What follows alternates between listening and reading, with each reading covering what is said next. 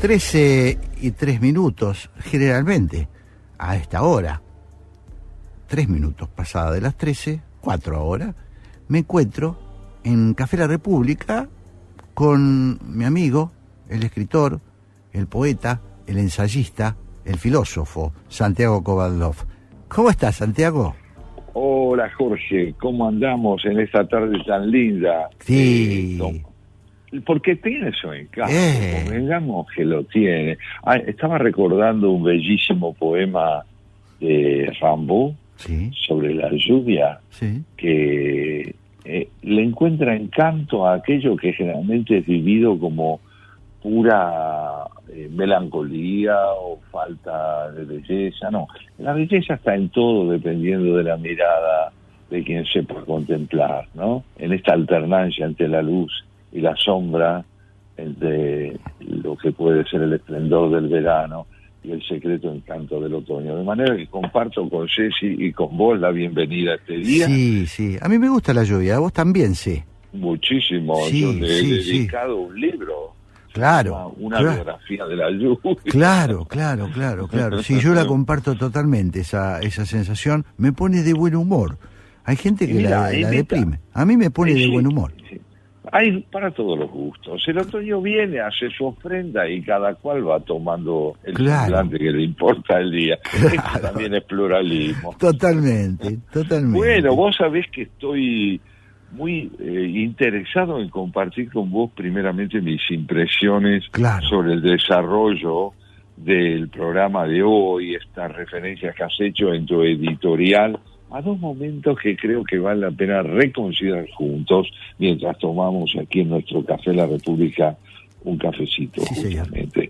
Señor. Vos recordabas, mejor dicho, que la democracia, que tanto ganó en términos de expectativa, de demanda y de logros, en un orden cívico con Raúl Alfonsín a partir de 1983, que la democracia, sin embargo, no pudo retener esa fe suscitada por el arribo de Alfonsín al poder. Esa democracia se fue deteriorando, se fue perdiendo ese mismo poder de convocatoria hasta alcanzar reconfiguraciones verdaderamente decadentes y progresivamente populistas que arrastraron el valor de las instituciones hasta un simulacro y una decadencia como la que aportó en sus 20 años de gobierno el kirchnerismo, especialmente en la etapa posterior al primer gobierno de Kirchner, donde, sin embargo, Kirchner tanto abonó justamente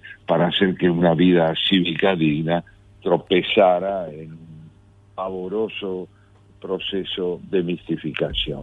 Y entonces, por un lado, señalabas vos las enormes dificultades con que se encuentra la democracia argentina a raíz de este proceso que, iniciado hace 40 años y habiendo alcanzado algunos logros que no terminaron de ser preservados en los gobiernos sucesivos. Sin embargo, señalabas hacia el final de tu editorial que de una pesadilla solo se sale despertando, que era preciso recuperar la esperanza y que existían, decías vos hoy, pese a todo, fuerzas democráticas con apego a la vida constitucional y que aún, pese a las contradicciones por las que atraviesa la oposición, estamos a tiempo de rescatar aquellos ideales del 83 y restituirle constitucionalidad, diríamos hoy, a la vida política argentina a través de una oposición capaz de recuperar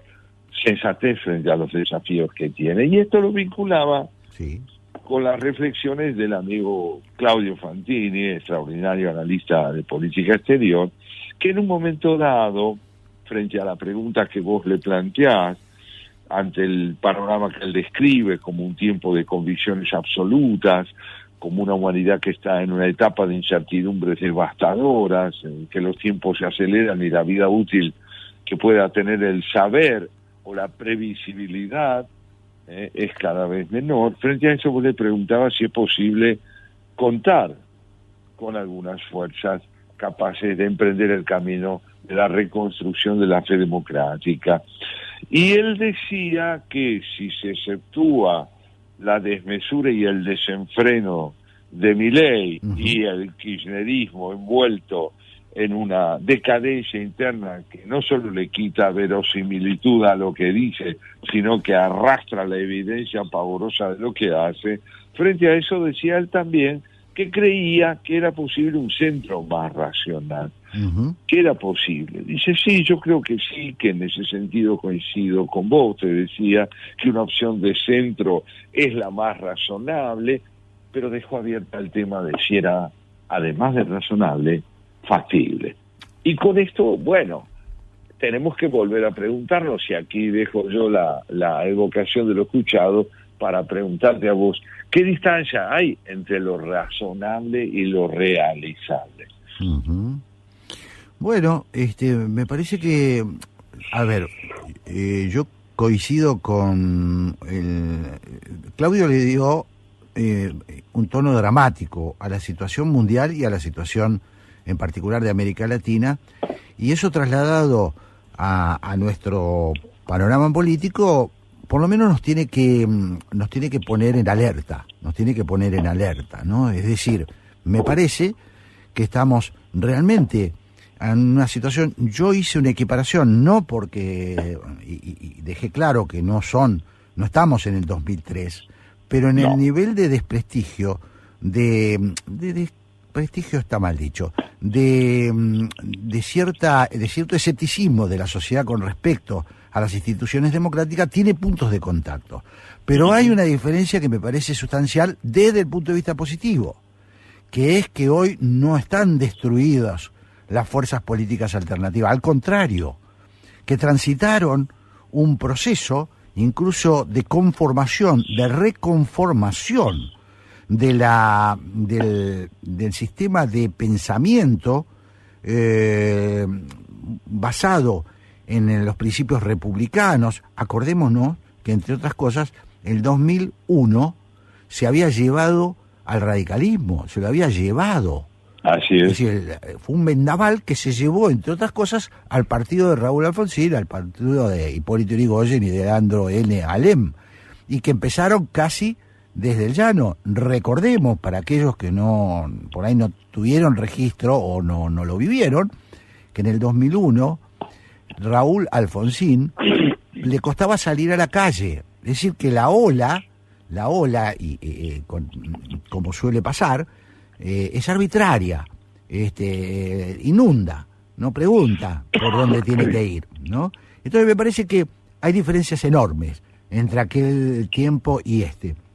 Yo creo que es muy importante, en primer lugar, señalar esa diferencia. Claro. No reducir la realidad a una sola faceta, a una sola modalidad. Hoy tenemos una democracia en crisis, y una democracia en crisis supone la existencia de fuerzas que, más o menos consistentes, más o menos corroídas por sus propias contradicciones, dan vida a un oficialismo del cual podemos tener una posición sumamente crítica, como la que tenemos nosotros. Dan vida a una oposición a la que le demandamos precisamente más armonía de la que evidencia. Sí. Y dentro de esa oposición no dudamos en optar por un centro que, con todos los conflictos que acarrean esas disputas internas, es infinitamente más indispensable para el porvenir de la democracia, no solo que este oficialismo fantasmagórico y cruel, sino también que esta otra alternativa extremista, asentada en la vociferación, el grito y un planteo apocalíptico representado por Milei, claro, que nos convoca a nosotros para decirle a la oposición de centro, a esa racionalidad indispensable, que se convierta en viable, porque aún, y subrayo el aún hay tiempo para recuperar esa necesidad social mayoritaria de vivir dentro de un sistema aferrado a la Constitución. Claro. Santiago, yo creo que también vale la pena aclarar que cuando hablamos de centro, nos referimos fundamentalmente a una oposición respetuosa del marco jurídico, que sea realista, pero que esté dispuesta a cambiar las cosas de fondo, que las esté dispuesta a cambiar las cosas de fondo, porque este país no soporta más medias tintas. Es decir, no estamos hablando, cuando hablamos de centro no hablamos de moderación, hablamos de dónde se ubica en el espectro político.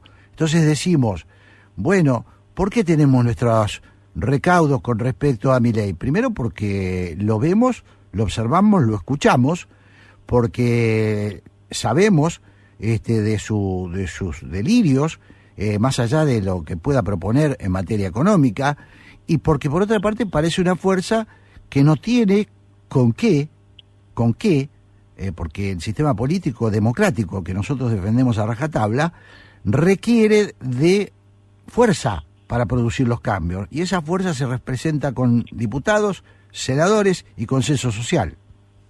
Y exactamente, y con una idea muy fundamental que es la de la sujeción del poder político a la ley. En ese sentido, creo yo que la Constitución vuelve a ser el signo distintivo de la preservación del sistema democrático republicano. Pero si te parece bien, sí, en orden de discutir una de las ideas interesantes que trajo Fantini, sí, que es la de una humanidad que está en una etapa de incertidumbres, sí, muy marcadas, yo quería hacerte el aporte de 3 invitados de hoy, 3 Jorges, con vos en el cuarto, George Steiner, Jacques Duby y George Gusov, 3 pensadores franceses de origen y autores fundamentales de nuestro tiempo que, sí, en relación a los desafíos de la contemporaneidad tienen mucho para decirnos en relación a estas fragilidades y necesidades de los sistemas políticos democráticos. ¿Querés que escuchemos un tema y entonces largamos? Así, hagámoslo. Vamos a un tema. Y seguimos entonces con Santiago Kovadlov haciendo esto que hemos dado en llamar Café La República, y Santiago tiene tres creo, invitados, él dirá. A ver. Sí, así es. Mira, uno de ellos, sí, es George Steiner, sí, conocidísimo ensayista, que vivió entre 1929 y el año 2020, murió hace muy poquito, muy poco, sí, y dejó un vacío notable porque fue uno de los humanistas más notables que produjo la literatura y el pensamiento de lengua inglesa. Si bien él había nacido en Francia, algo que contribuyó de un modo muy pronunciado fue a contrarrestar mediante evidencias contundentes aquella ilusión, Jorge, que tanto se desplegó a partir de la Revolución Francesa, y es la idea de que el progreso, en la medida en que existe, tiende a desbaratar por completo la barbarie, la desmesura que desemboca en la presunción de un mundo homogéneamente logrado y feliz. Uh-huh. Lo cierto es que el siglo XX ha dado pruebas sobradas de su ineptitud para armonizar lo que podríamos considerar un progreso loable en infinidad de terrenos, uh-huh, incluso en el advenimiento de la democracia después de la Segunda Guerra Mundial, y la barbarie que no cede, que puede ser combatida, pero no cede. Y en este sentido nos propone esta reflexión George Steiner. Las bibliotecas, los museos, los teatros, las universidades, los centros de investigación dentro de y por medio de los cuales tiene lugar primordialmente la transmisión de las humanidades, pueden florecer junto a los campos de concentración. Aquí tenemos una síntesis estremecedora de esta concomitancia entre civilización y barbarie, este doble rostro con que la realidad permanentemente se nos presenta si sabemos verla, y que no viene a desmentir la necesidad del desarrollo, la necesidad de la civilización, la necesidad de la ética, pero que nos muestra que en lugar de presumir que podemos extenderle un certificado de defunción a la barbarie, debemos vivir combatiéndola. Claro, claro. Es muy impresionante, ¿no? Es muy impresionante, ver cierto, además porque ha habido durante, sobre todo los finales del siglo pasado, mucho de ilusionismo respecto de la posibilidad de un mundo que iba a consumarse en la igualdad, en la fraternidad, y que lo otro eran rémoras de un pasado, ¿no? Rémoras de un pasado. Teníamos que sacarnos de encima el pasado y todo iba a andar bien. Y Steiner nos dice, ojo que las dos cosas conviven, ¿no? Claro. Es impresionante esa imagen, ¿no? Los centros de educación. Claro, y al lado y eso lo hemos visto y lo vemos. Sabemos, ahí está. Esto es lo interesante, me parece a mí, Jorge, para nosotros y también para nuestros oyentes. Optando decididamente por una lucha empeñada en que la capacidad de convivencia en el marco de la ética y la solidaridad prospere, no podemos ignorar que esa lucha no tiene fin y que la contraparte de lo que buscamos tiene tanta fortaleza como aquello mismo que buscamos. Porque esto, la admisión de esta concomitancia, la admisión de este bicefalismo, diríamos así, la aceptación de este bicefalismo, nos introduce en el campo de un desafío enorme, y es el de entender que la esperanza no se origina en la ilusión de terminar con el mal, sino en la convicción de que es indispensable combatirlo. Claro. Y no necesariamente creer que vamos a combatirlo porque podemos poner fin a todo aquello que compromete la dignidad ética de la existencia. Claro. Sería algo así como, a ver si estás de acuerdo, la aceptación de la realidad no significa resignarse ante ella, ¿no? Eso es. No debe haber ni resignación, claro, ni tampoco la presunción redencional que nos claro, lleve a creer que podemos, lo que muy bien señalabas antes vos, instalar en este mundo una perfección que, cuando se presume que se la alcanzó, desemboca en el crimen. Claro. Otro planteo que también me pareció muy interesante, de otro autor de nacionalidad francesa, es el historiador Georges Duby. Duby, muy famoso entre nosotros, la traducción de sus obras alcanzó una gran repercusión a fines del siglo pasado y sobre todo en los primerísimos de este siglo.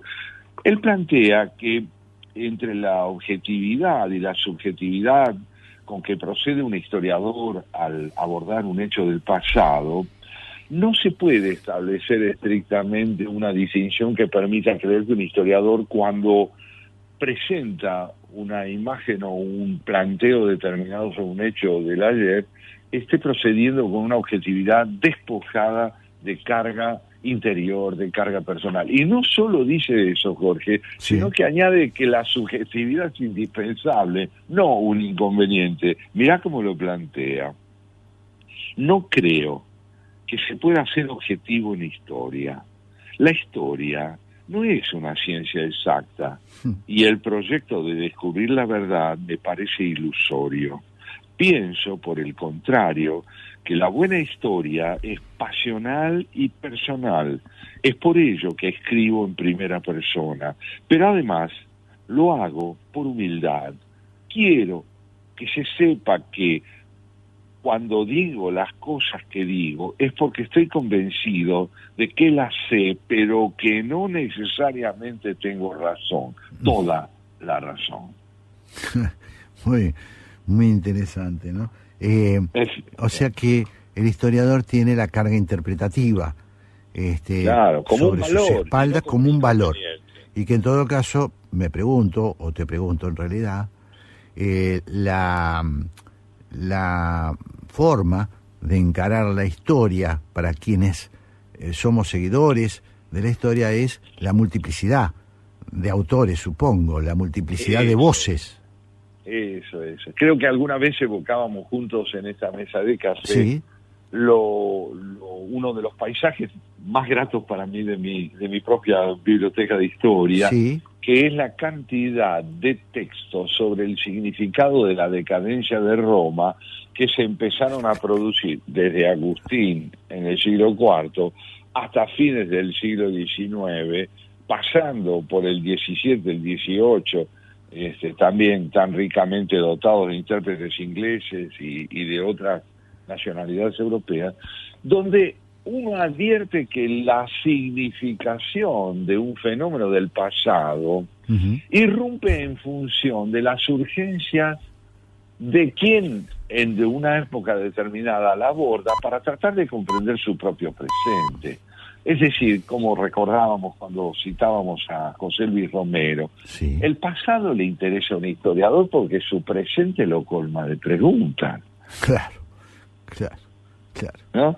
Y esto es fundamental. Yo creo que es muy importante introducir más y más este criterio en la enseñanza escolar y en la enseñanza universitaria, porque la ideología, cuando se abroquela en su posición rígida y absolutamente calcinada, a lo único que aspira es a excluir este pluralismo interpretativo del que vos hablabas y hacer una contrahistoria, es decir, una historia que aspira a ser como expresión de la interpretación de la realidad pasada, no Claro. una lectura, sino un retrato literal, unívoco, solo, él capaz de brindarnos una visión verdadera, y así es como se va empobreciendo el pensamiento, porque pierde su dimensión coral. Claro.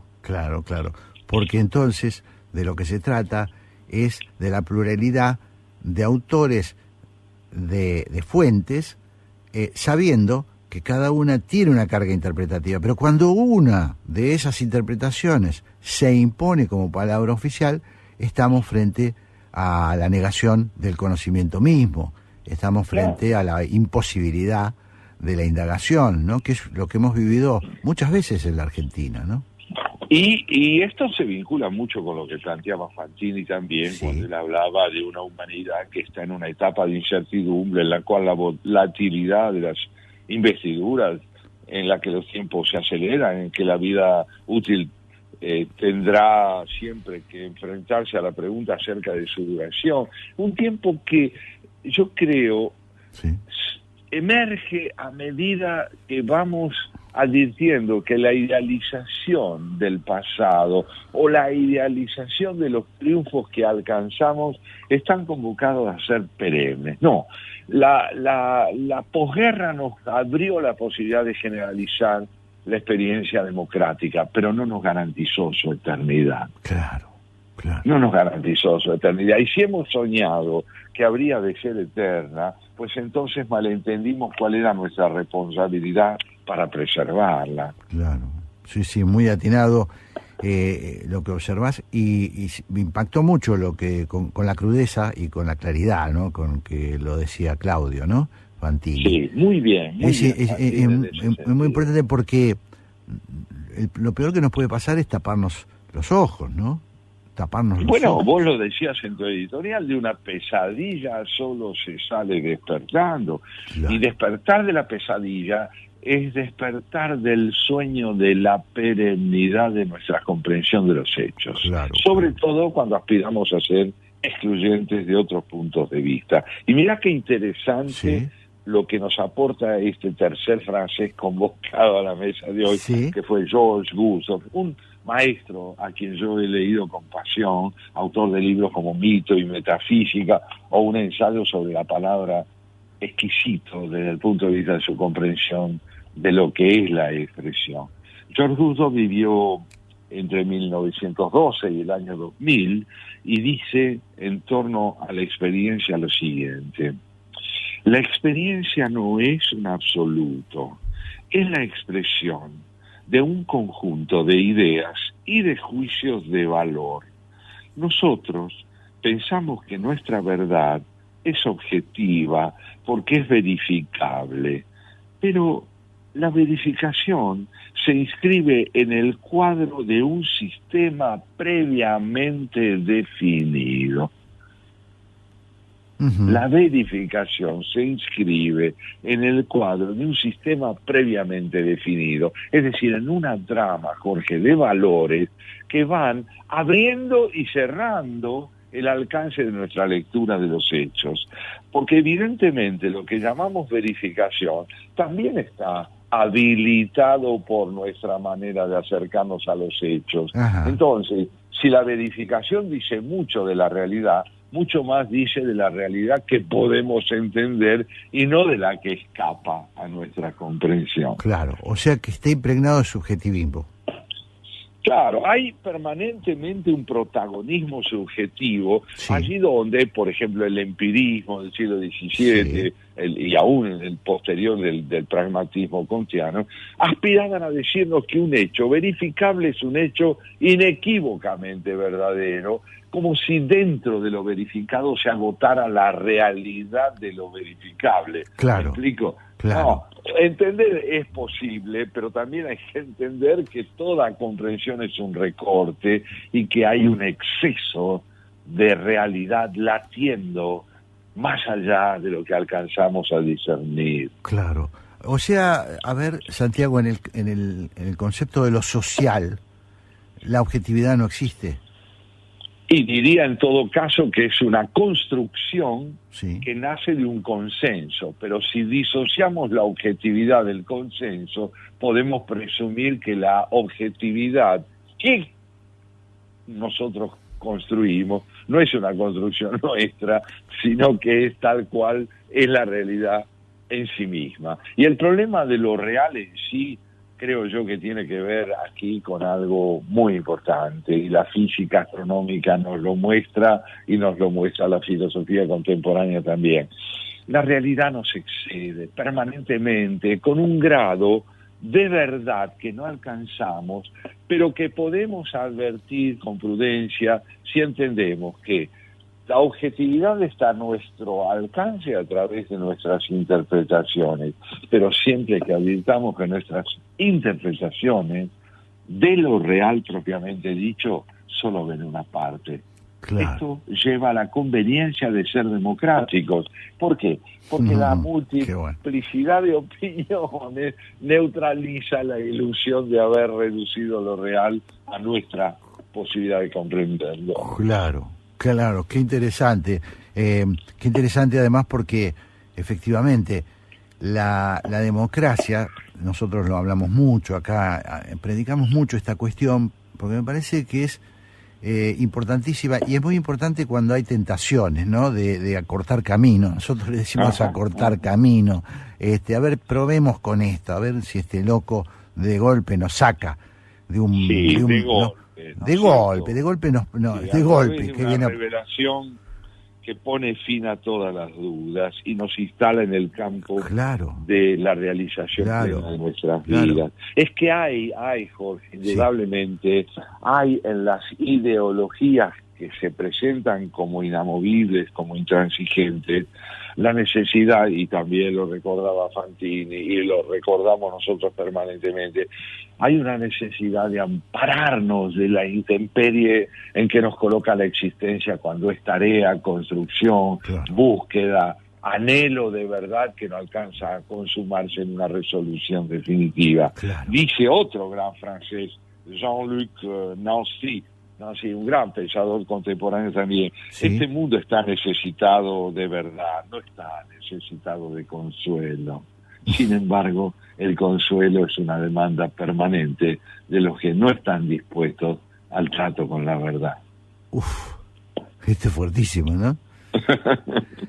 Yo creo que sí, pero ¿cuánto vale esta apertura de nuestra mesa, estos buenos amigos que vienen a decirnos, señores, no les traigo una solución, ni tampoco ni únicamente un problema, les traigo la aventura de pensar. Sí. Bueno, es un poco la prédica nuestra, ¿no? En realidad nosotros nos juntamos para eso. Nosotros tratamos de predicar esto porque nos parece que, bueno, que es la forma más razonable de vivir y de pararse frente a la complejidad, ¿no? Me parece que eso es fundamental. Que no significa pasividad, significa aceptar ni escepticismo, para nada. No, además yo diría que por lo menos vos y yo ya hemos adoptado esta idea de la esperanza, como de apostar a la esperanza, ¿no? En los términos de Borges, por recordar el Sí. festejo que él hacía Gallo, Sí, cuando, como siempre te recuerdo, y a nuestros oyentes sí, también, claro. cuando Borges se encuentra frente a Alfonsín, recién elegido presidente, a quien citabas también en tu editorial, Sí, le dice Borges: señor presidente, usted nos ha devuelto el deber de la esperanza. claro, claro. La esperanza como deber, la esperanza como tarea, no necesariamente nacida de la ilusión de que vamos a llegar a donde queremos, pero sí de la convicción de que debemos ir hacia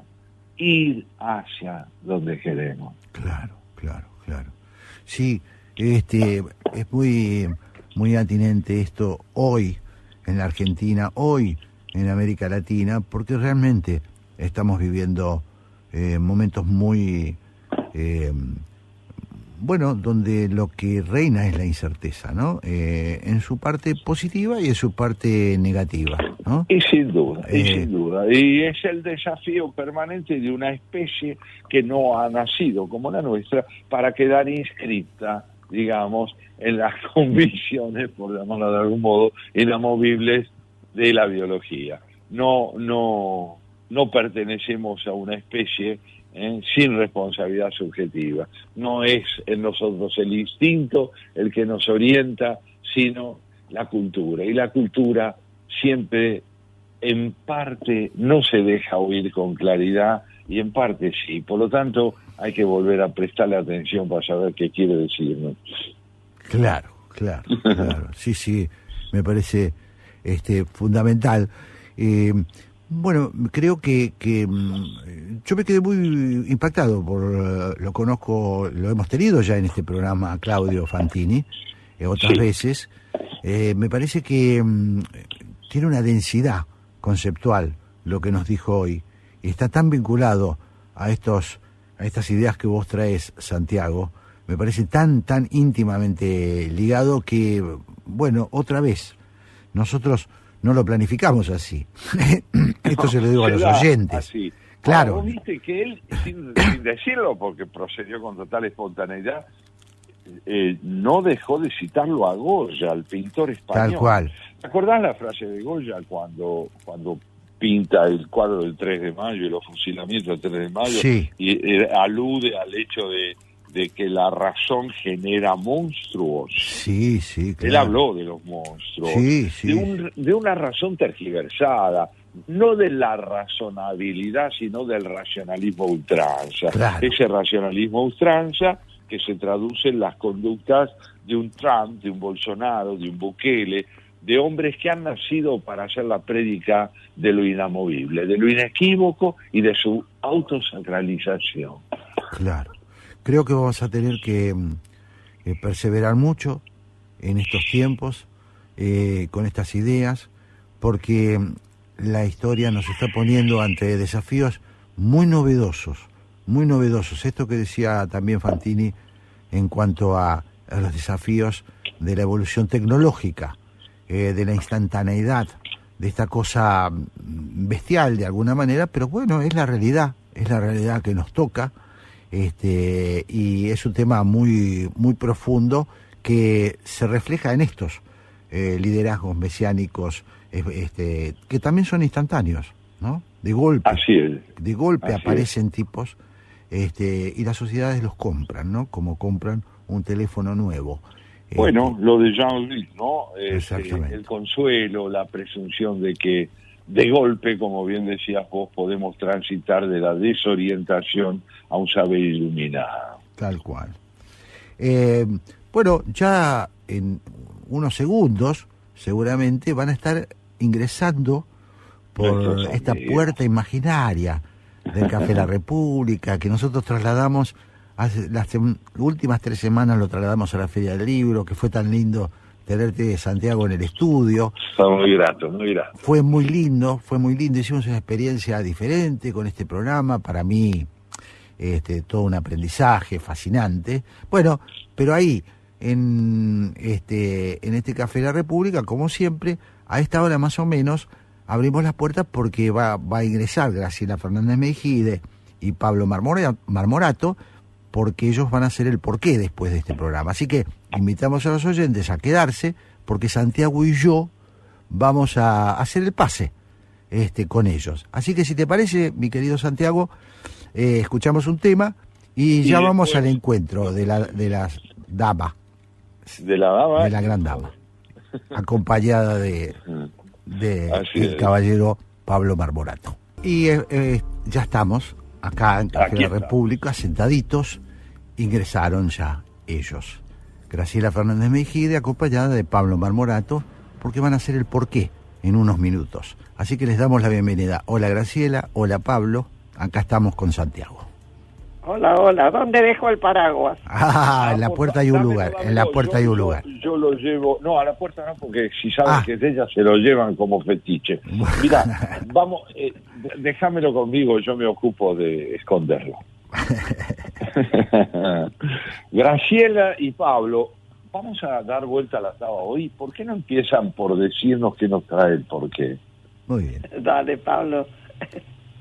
Vamos, bueno, antes que nada, les agradezco. Antes de ir a la tanda, dijeron, ya nos acompaña la dama Graciela Fernández Mejía. Pensé que me tocaba el vagabundo, pero no, me regalaron un por caballero. favor. No, eso ya va a llegar, no te preocupes. Bueno, hoy vamos a estar con un politólogo de fuste que nos acompaña también en el Club Político Argentino, como Ignacio Lavacchi. Bueno, desde ya fue una semana muy cargada. Siempre son semanas cargadas, pero esta particularmente, y con el acto del 25 de mayo en vistas, donde se va a reunir el kirchnerismo en la plaza. Así que nos va a ayudar a desmenuzar un poco todo este mosaico. Y en segundo término vamos a estar con Nicolás Simone, un historiador, para también, bueno, el 25 de mayo, como ustedes saben, de 1973 asumía Cámpora la presidencia, Perón al poder, como se decía. Nos va a ayudar también a recrear ese marco histórico y a trazar a ver un paralelismo, si es que existe, con el camporismo y el kirchnerismo hoy. Qué bien. Muy interesante, muy interesante. Me parece especialmente sugestivo que ustedes puedan, nosotros compartimos esa convicción, si es que la definimos así, volver sobre lo que ha ocurrido para tratar de sustraerlo a las lecturas unilaterales que le infunden un sentido indiscutible, ¿no? Estamos, claro, delante de hechos cruciales para la historia del país que piden reinterpretación, ¿verdad? Todo el tiempo uno está reinterpretando, pero no por capricho, no es que se hace revisionismo histórico por capricho, sino porque es necesario para comprender cómo somos. Claro. ¿Por qué nos pasan estas cosas? Claro.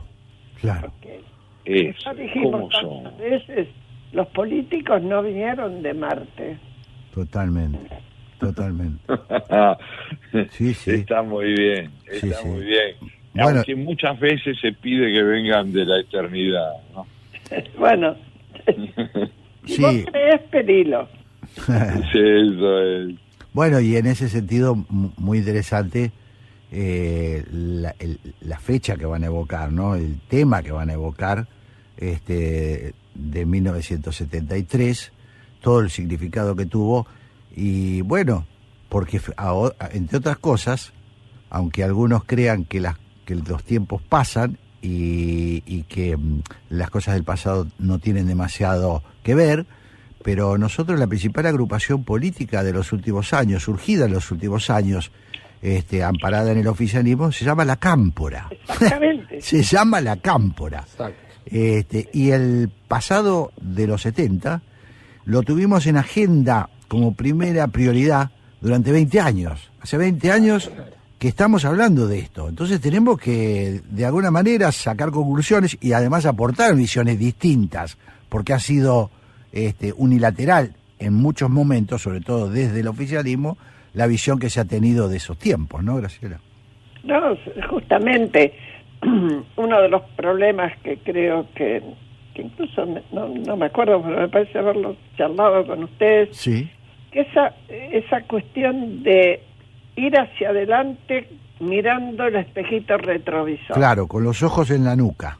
Claro, pero además haciendo una cosa, porque aquellos jóvenes que le llamaban el tío a Cámpora, etcétera, y sabíamos que el poder lo tenía Perón, no se encargaban ni del ANSES, ni de ninguna de las servicios públicos que pueden dar posibilidades de apoderarse de dinero. Claro. Se podían equivocar en otras cosas, incluso en la visión de que la sociedad era pre-revolucionaria. Exactamente. Pero no le sacaban provecho económico y personal. No, hasta rechazaban de alguna manera, es un tema para estudiar, hasta rechazaban, y algunos de esas voces de esos tiempos lo han hecho autocríticamente, rechazaron incluso la cuota de poder que Perón les ofreció en el gobierno burgués, porque ese era el problema, lo estoy diciendo entre comillas, porque había toda una discusión, y entonces ellos se inclinaron por la vía revolucionaria, pero es cierto lo que dice Graciela, no los movía el dinero, no los movía la caja, como se dice actualmente, ¿no? Claro. Así es. Claro, así es. Ahora, esto plantea otro tema interesante. Perón tiene un delegado llamado Cámpora que era precisamente una sombra del verdadero poder. Y esto vuelve a repetirse con Cristina Fernández, que genera una sombra. Y se llama Cámpora a la agrupación que ha decidido buscar una sombra, la sombra de Fernández, ¿no? Entonces, volvemos a el espejo retrovisor, pero con resultados muy distintos. Cámpora no demoró de entregarle el poder a quien verdaderamente lo tenía, porque eso se había convenido. Y en cambio aquí se inicia con la elección de Fernández un camino de deterioro, fragmentación y volatilidad progresiva de la presunción de poder generar un país alternativo, una nación que responda a ese ideal que lo llevó a decir a esta gente que habíamos tenido décadas ganadas. Sí, y al mismo tiempo, fíjate que en la coincidencia que solo está para mí en que ambos desaparecen. Uno concretamente tiene que dejar el poder y después se refugia en la Embajada de México, muchos años después. Pero el otro es como si no existiera, ya está. Nadie piensa qué dice, nadie pregunta qué dice. Tal cual. Supongo que en su casa sí, qué sé yo. Quizás. Sí, quizás. Pero lo que es verdad es que la caída del valor de las investiduras se inicia también con esta manipulación pavorosa, ¿no? Donde las delegaciones quieren ser representativas y terminan por ser fundamentalmente vulnerando fundamentalmente el significado de lo que deben representar. Tal cual. Te doy el poder por un rato. Así es. Mis queridos amigos, nosotros le vamos a entregar el poder a sus verdaderos dueños a partir de las 14 horas, porque ya estamos pasando ese horario y empieza... ¿Por qué? Empieza el porqué, exactamente. Empieza, ahí está, y que tengan un muy buen programa. Les mandamos un gran abrazo, Graciela, Pablo, mucha suerte hoy. Y gracias. Nosotros, Santiago, nos despedimos hasta el domingo que viene. Hasta el domingo que viene. Te mando un gran abrazo. Chao, gracias por todo.